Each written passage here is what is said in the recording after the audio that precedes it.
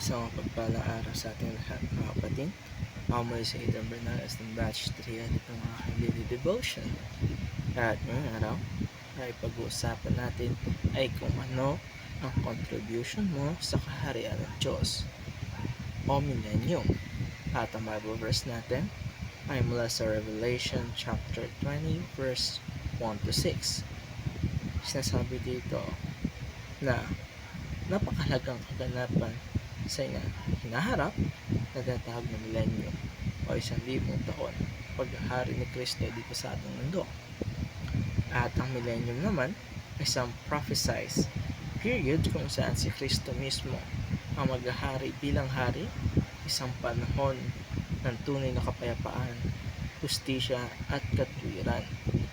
Di na ito katulad ng mundong ginagalawan natin ngayon na puno ng kasalanan, kaguluhan at kasamaan at ng mga sakit. Sa panahon ng millennium, makikita natin ang malinaw at ganap na tagumpay ng Panginoong Heso Kristo laban sa kasalanan at kay Satanas.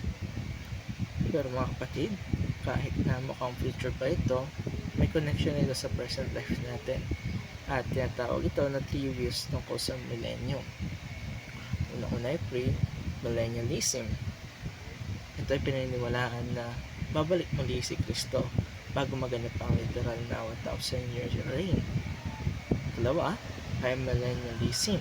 Naniniwala na ang millennium ay symbolic lamang at hindi literal 1,000 years. Ito raw ay nagsisimula ng spiritual reform na resurrection of Christ. Tatlo ay post-millennialism. Naniniwala na unti-unti na nangyayari ang reign ni Christ habang lumalaganap ang gospel at babalik siya katapos ng millennium. Ano man ang mga pananaw na atin naririnig na babasa, ang pinakamahalaga dito ay tunay at totoo ang pag-ahari ni Kristo at hindi lamang sa hinaharap kundi pati sa ngayon. Kagaya ng teaching natin ngayong araw, una-una, the reign of Christ is present and future. Habang hinihintay natin literal pagdating ang kanyang paghahari, ang katotohanan ay naghari na siya ngayon sa puso ng bawat pananampalataya simula nang tinanggap natin si Kristo.